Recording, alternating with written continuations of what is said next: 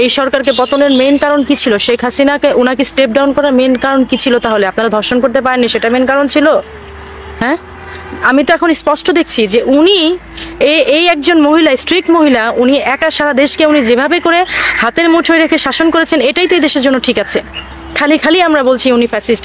এই দেশের জনগণ, এই দেশের যে পুরুষতান্ত্রিক আপনাদের যে অন্যায়, আপনাদের যে কুরুচি, এই এক মহিলার ভয়ে যে আপনারা সবাই লুকিয়েছিলেন, এটাই তো ঠিক ছিল। আমি দেখছি ঠিক ছিল। আমার কাছে তো মনে হলো যে এখন সবাই যেমন বলছে আগেই তো ভালো ছিলাম, এটাই তো ঠিক ছিল। কি করছেন কি আপনারা শিয়ালের দলের মতো? এই সরকারকে পতন করে আপনারা জেল নাই, হাজত নেই, প্রত্যেককে ছেড়ে দিচ্ছেন। প্রত্যেককে আপনারা দেখছেন না পর্যন্ত যে তার কি ক্রাইম ছিল, তার হচ্ছে আগের ক্রাইমের রিভিউ কি ছিল, তার হচ্ছে বিফোর ছকানোর মতো লুকানো ছিল জেল হাজতে। আপনারা এখন সেই সব বের করে দিয়ে আপনারা কি করছেন জানেন? লোকালয়ে শিয়াল ছেড়ে দিয়ে আপনারা হচ্ছে মানুষের নিরাপত্তা খুঁজছেন। আপনি লোকালয়ে মানুষ খেকো শিয়াল ছেড়ে দিয়ে, নোংরা হায়না ছেড়ে দিয়ে আপনারা বলছেন মানুষের নিরাপত্তার কথা। সেটা কি আদৌ সম্ভব? এটা আপনাদের কাছে আমার প্রশ্ন। এবং সর্বোপরি নিরাপত্তার যে বিষয়টা, কেন আসিয়া আজকে এভাবে করে রেপ হবে? কেন একজন প্রেগনেন্ট মহিলা এভাবে করে রেপ হবে?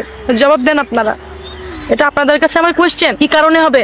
এত বছর তো এভাবে করে হয়নি, হয়েছে একটা দুটা হলে সেটার জন্য স্টেপ নেওয়া হয়েছে। প্রাইম মিনিস্টার ছিলেন শেখ হাসিনা, উনি অনেক সাহসী মহিলা ছিলেন। আমার কাছে তো এখন মনে হচ্ছে যে কিছু মানুষ যেমন ভেতরে ভেতরে আসলে অনেক কিছু রেখে দেয়, কষ্টও নিজে হজম করে কিন্তু অন্য কাউকে পরিবারে বুঝতে দেয় না, এরকম অনেক মানুষ আছে। উনি এই দেশের জন্য ঠিক ওরকমই একজন মহিলা ছিলেন, ওরকমই একজন সরকার ছিলেন, যিনি ভেতর ভেতর কষ্ট পেয়েও আমাদের হয়তো বিষয়গুলি জানান নাই। আমরা ভেতর বাইরে থেকে আমরা খারাপ মনে করেছি, কেন অমুককে ফাঁসি দিয়েছে, কেন অমুককে সে কারাগারে পুরে রেখেছে, কেন অমুককে সে তার এই স্টেপিং করছে, কেন যাবজ্জীবন মানে সাজা হচ্ছে।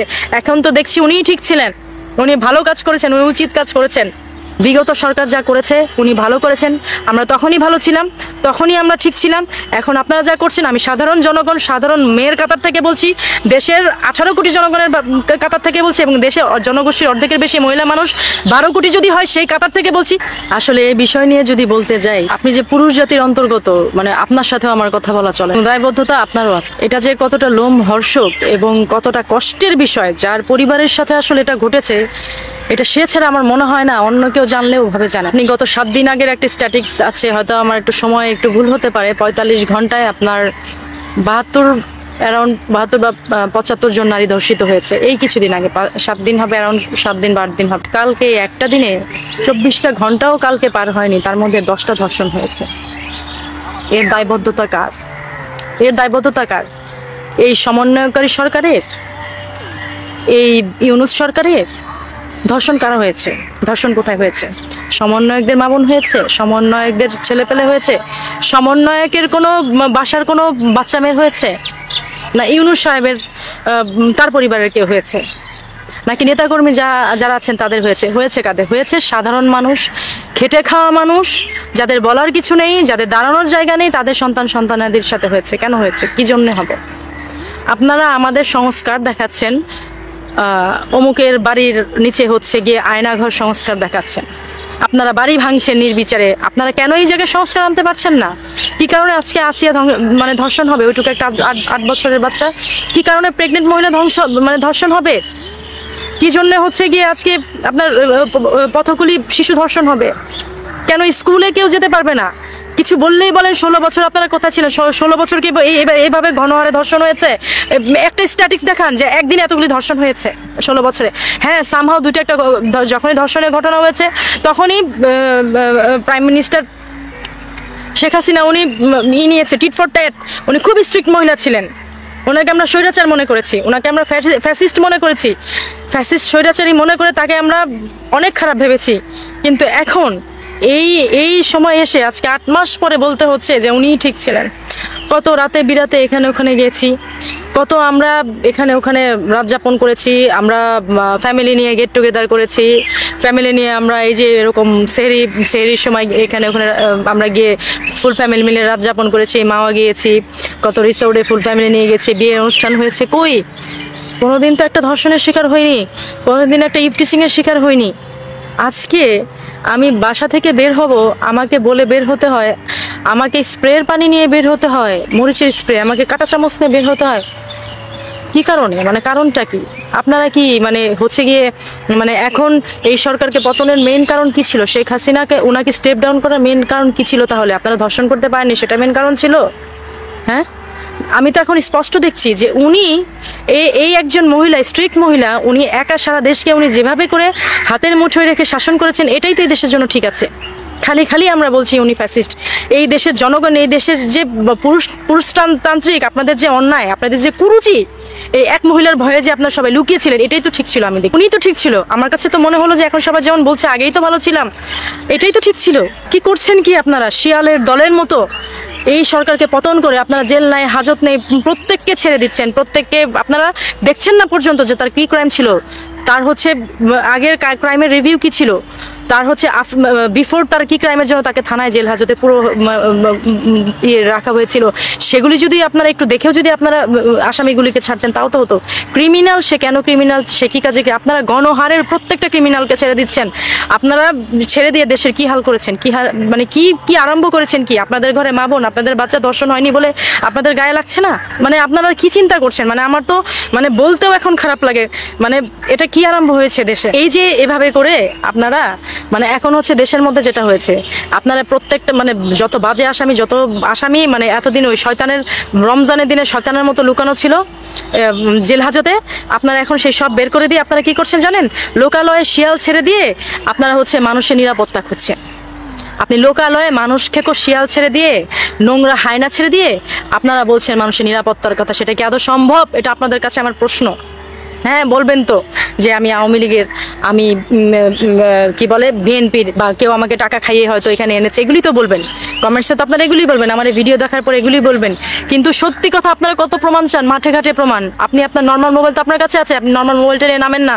একটা রিক্সাওয়ালাকে জিজ্ঞেস করেন সে কেমন আছে দিন শেষে, একটা রাস্তার ভিখারি তাকে জিজ্ঞেস করেন সে দিন শেষে কেমন আছে। এবং সর্বোপরি নিরাপত্তার যে বিষয়টা, কেন আসিয়া আজকে এভাবে করে রেপ হবে, কেন একজন প্রেগনেন্ট মহিলা এভাবে করে রেপ হবে? জবাব দেন আপনারা। এটা আপনাদের কাছে আমার কোয়েশ্চেন। কি কারণে হবে?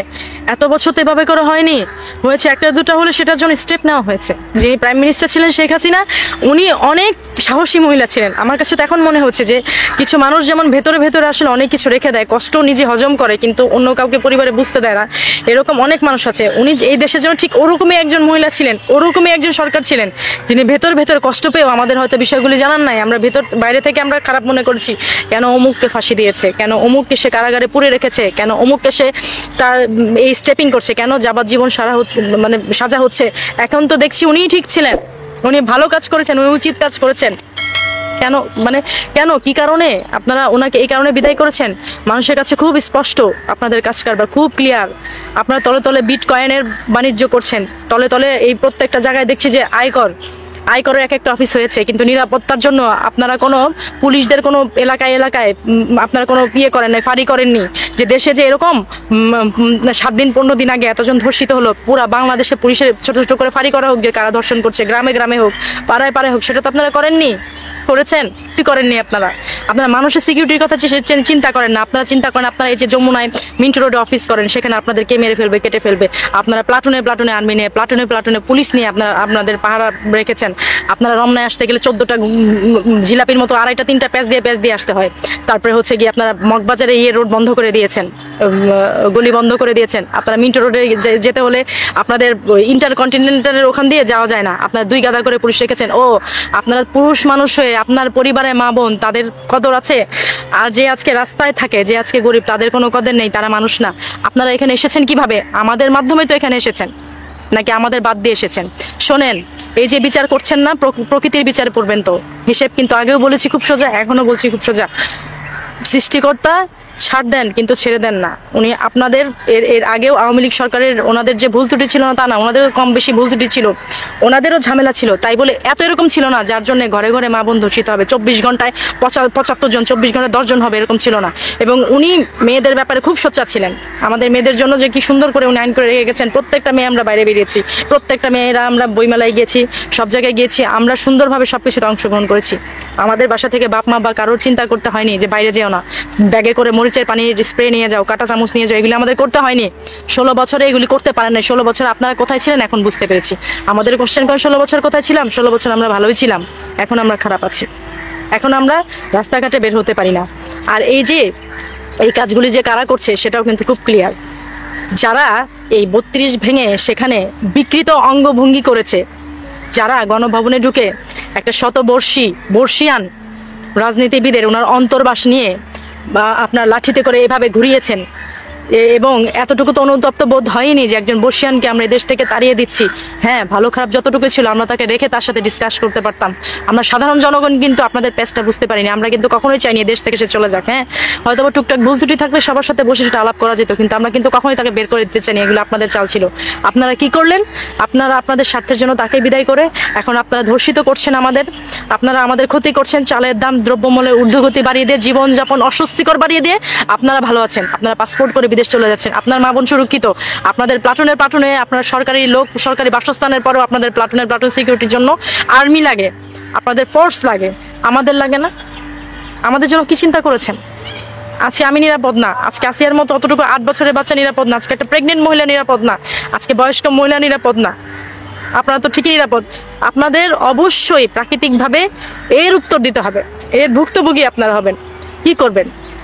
ধর্ষণ করতে করতে যখন সব শেষ হয়ে যাবে তখন আপনারা পুরুষদের ধর্ষণ করবেন, এটা প্রাকৃতিক অভিশাপ হয়ে দাঁড়াবে। এখনো যদি আপনারা সোচ্চার না হন, প্রাকৃতিক অভিশাপ হয়ে দেয়। আরেকটা কথা মনে রাখবেন, যুগে যুগে এ দেশে যদি 18 কোটি মানুষ হয়, তার মধ্যে কিন্তু মেয়ে মানুষের সংখ্যা বেশি। 18 কোটি যদি আপনারা নারী পুরুষ হন, এখানে কিন্তু আমরা মেয়েরা কিন্তু 9 কোটি আছি। আর যদি ডাবল হই তাহলে কত? 18। আর যদি তার থেকে একটু কম হই তাহলে কিন্তু 10-12 কোটি মহিলার আছি। ভুলে যাবেন না সুলতানা রাজিয়ার কথা, ভুলে যাবেন না অশোকার কথা, ভুলে যাবেন না সুফিয়া কামালের কথা। আমরা কিন্তু বারবার ফিরে এসেছি, প্রত্যেক ধর্মে ফিরে এসেছি। আমাদের কিন্তু ভুলে যাবেন না। কয়জনকে ধর্ষিত করবেন? 10 জনকে ধর্ষিত করবেন, 20 জন মেয়ে দাঁড়াবো। 20 জনকে ধর্ষিত করবেন, 30 জন দাঁড়াবো। আমাদের এর আগে প্রিভিয়াস প্রধানমন্ত্রী ছিলেন বেগম খালেদা জিয়া, উনিও মন্ত্রী। তার কথা আপনারা 18 কোটি ছেলে মানুষ শুনেছেন। এরপরে কিছুদিন আগে ছিলেন শেখ হাসিনা। আপনাদের আসলে আতে ঘা লেগেছে ওখানেই, যে আমাদের প্রধানমন্ত্রী শেখ হাসিনা উনি একজন নারী ছিলেন এবং উনি শক্ত হাতে আপনাদের দমন করেছেন। চিন্তা করবেন না, এক শেখ হাসিনা গিয়েছে, এক খালেদা জিয়া না থাকবে, দেশে হাজার মানুষ আছে। আমাদের কিন্তু মন্ত্রী হয়ে আপনাদের পরাস্ত করতে হবে না। আমরা দেশের 18 কোটি জনগোষ্ঠীর মধ্যে 10 কোটি যদি নারী থাকি, 10 কোটিও লাগবে না। আমরা 6 কোটি নারী যদি জেগে উঠি, আপনারা রেপিস্ট পুরুষরা কিন্তু পারবেন না। অতএব এখনো বলছি, আবারও বলছি, সমলে এদের উৎপাটন করেন, সমলে এদের ধরেন, এবং যা যা অন্যায় পর্যন্ত করেছেন তার প্রত্যেকটা বিচার আপনাদের দিতে হবে। প্রিভিয়াস মন্ত্রী শেখ হাসিনা খারাপ, খালেদা জিয়া খারাপ, কেউই খারাপ না, খারাপ আপনারা। এবং এদের নামাতে চেয়েছেন আপনারা বারবার, আপনাদের এইসব অসৎ উদ্দেশ্য এগুলির জন্য।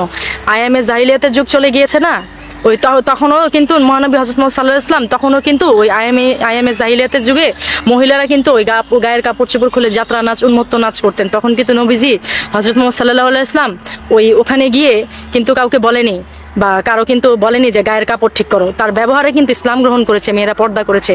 তো আপনারা ওই কালকে একজন আপনার এভাবে করে তাকিয়ে থেকে বলবেন যে আপনার গায়ের ওড়না ঠিক করবেন, তারপরে তাকে রেপিস্টের মতো চোখ দিয়ে মানে আপনি পুরো এক মেয়ের শৈলী স্ক্যানিং করে ফেলবেন, এরপরে তাকে জেলে দিলে মাথায় কোরআন শরীফ নিয়ে এসে আপনারা সংবিধান দেখাবেন যে সংবিধানে আছে কোনো মহিলা উগ্র চললে, কোনো মহিলার পোশাক আশাক ঠিক না থাকলে তাকে ঠিক করে দেওয়া হবে। সে সংবিধানে কোথায় আছে যে সাধারণ জনগণ আপনি মানে আইন হাতে তুলে নিয়ে সে মহিলাকে বলবেন? এই সংবিধান কোথায় পেয়েছেন? মাথায় টুপি দিয়ে আর এত বড় দাড়ি রেখে আল্লাহর নামকে ইউজ করে মানে এরকম অরাজকতা করবেন, এগুলি কোত্থেকে পেয়েছেন? মানে এগুলি এই সাহস আপনাদেরকে দিয়েছে। তো বিগত সরকার যা করেছে উনি ভালো করেছেন, আমরা তখনই ভালো ছিলাম, তখনই আমরা ঠিক ছিলাম। এখন আপনারা যা করছেন, আমি সাধারণ জনগণ, সাধারণ মেয়ের কাতার থেকে বলছি, দেশের 18 কোটি জনগণের কাতার থেকে বলছি, এবং দেশে জনগোষ্ঠীর অর্ধেকের বেশি মহিলা মানুষ 12 কোটি যদি হয় সেই কাতার থেকে বলছি, আপনারা ছাড় পাবেন না। আমরা 10 কোটি মেয়েরা লাগবে না, আমরা যদি 6 কোটি 5 কোটি এক জায়গায় হই, আপনারা রেপিস্টটা ছাড় পাবেন না।